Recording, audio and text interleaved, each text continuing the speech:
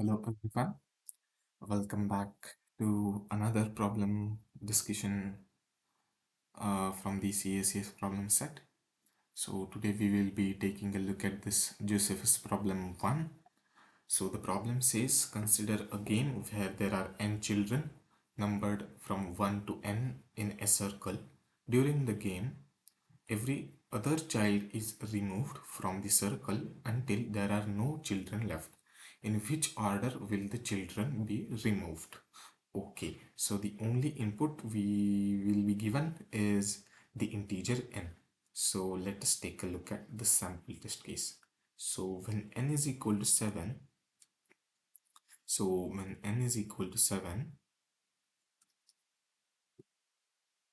circle will be looking like somewhat this.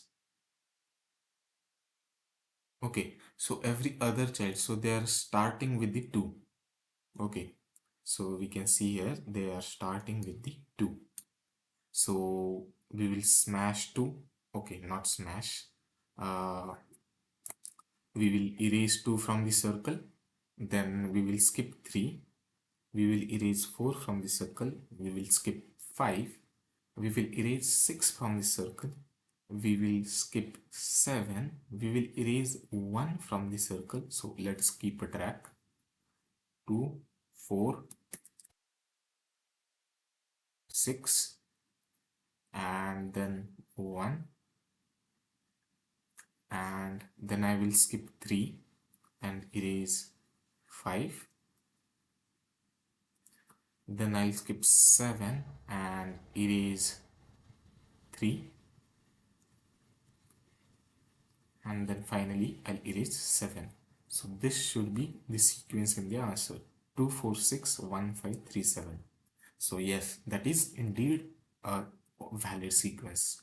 So this is basically what problem states. So another sample test case, if n was 4, so 1, 2, 3, 4. We will start off from 2. We will remove 2, then skip 3, then we will remove 4, skip 1, then we'll remove 3, and then finally we'll remove 1. So order should be 2, 4, 3, 1 in the case of n is equal to 4. Alright, so I think there might be efficient solutions out there on the internet, but what seemed most intuitive to me, I'm going to share that with you. Okay, so problem is kind of simple. So let us take a look at the sample test case where n is equal to whatever it is, suppose 9. Okay, so we are starting off with 2. Okay, let us directly simulate the game. Okay, so I will store one vector called v. I will store another vector called the visited array, which will store basically the boolean, which will represent the element is printed till the time or not. Okay, so initially this whole thing will be 0. So initially this whole thing will be 0, and we are starting off with 2. So we will visit 2,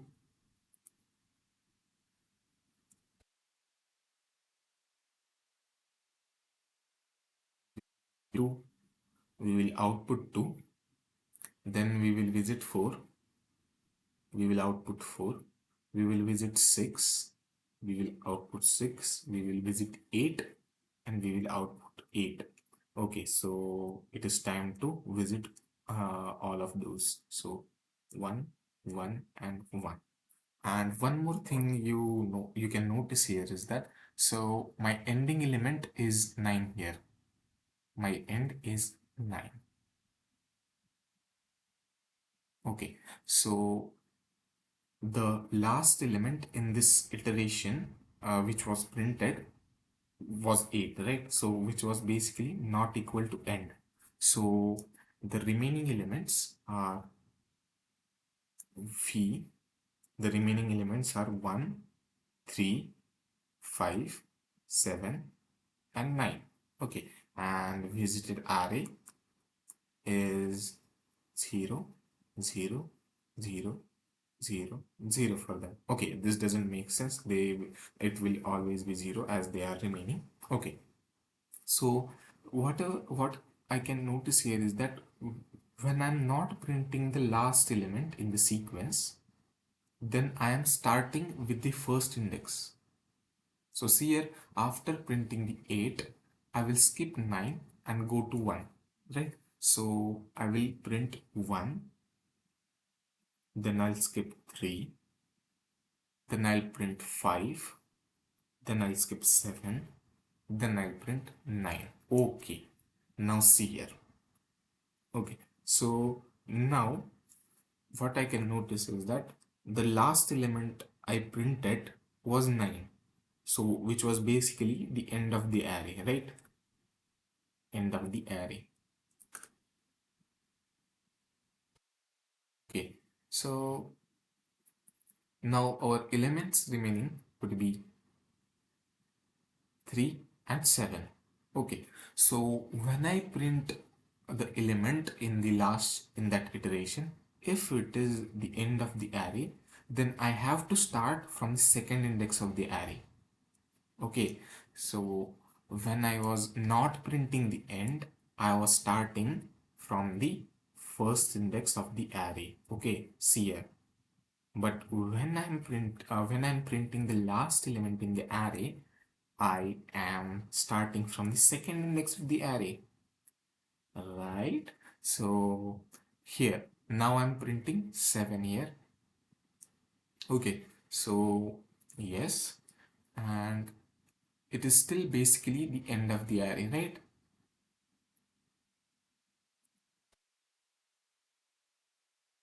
Still basically the end of the array. Then my vector will become 3, but there is no index to start off with 2, right? There is no index 2 in the array. So we will iterate till the size of v becomes 1. Okay, and finally all the other elements, when the size of v becomes 1, all the other elements would have been visited, right? All the other elements would have been visited,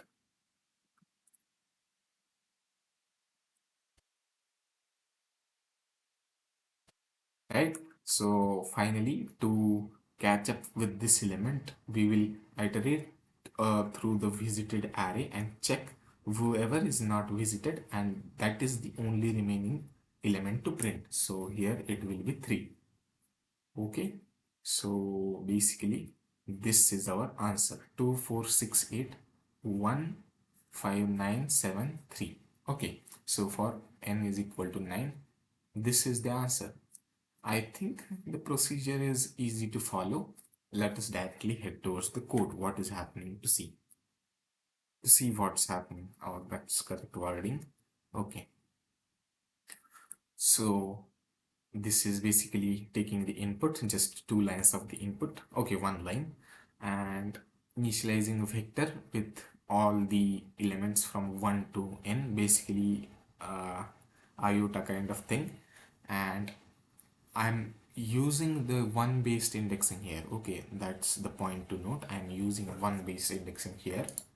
Okay, and this is our visited array.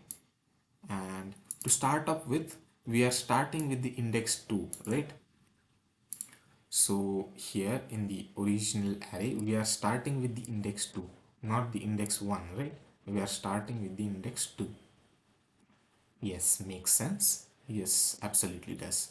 And while v dot size is not equal to 1, not equal to 2. Why not equal to 2? I said that in the solution, we will check till the index 2 is not present, right? But as I'm using the one based indexing here, I have to do v dot size is not equal to 2, right? So basically there will be a dummy element at the 0th index of the array, which is not contributing anyways. by any means to our answer. Okay, so it is just making our life hard. Okay, and in this while loop, I will initialize one bool. If the last element is visited, it will become true, and if the last element is not visited, it remains false. Okay, so we will start from the start index of the array, and I is less than or equal to v dot size minus 1. That is basically the condition, and I plus is equal to 2, so we have to skip every other child, right? So outputting that element, marking it as visited, and if my I in the last iteration, if my I becomes the v dot size minus 1, then basically I'm visiting and printing the last element, right? So I'm rendering this last visited bool as true, and if last visited bool is true, then I have to start with the second index, right? So see here, if the last visited bool is true, if the last visited bool is true, I have to start from the second index of the array. This is the second index, okay, and this is the first index of the remaining array. So when I'm ending my iteration at the end of the array by printing the end of the array element at the end of the array, uh, I'm basically starting from the second index. Okay, and if not, I'm starting with the first index of the array, and we have to basically reset our v vector as well, right? So after every iteration we have to reset our v vector. Okay, so for that I have created one temporary vector temp, and remember why this temp dot pushback 493. So 493 is basically a wildcard number which will fill the 0th index of the array. So basically we are using the one based indexing, and we don't want to cause the issues in our code, right? So that is basically the first principle. Okay, so to fill the 0th index, I am pushing this wildcard entry. Okay, and basically this for loop is for, what you can say, uh, pushing all the elements into the vector which are not yet visited. Yes, and finally assigning v vector, assigning temp vector to the v. Okay, so v is equal to temp. Makes sense? Yes. And with when we exit this while loop, we are done with all the elements except the one element. Okay, except this one element, right?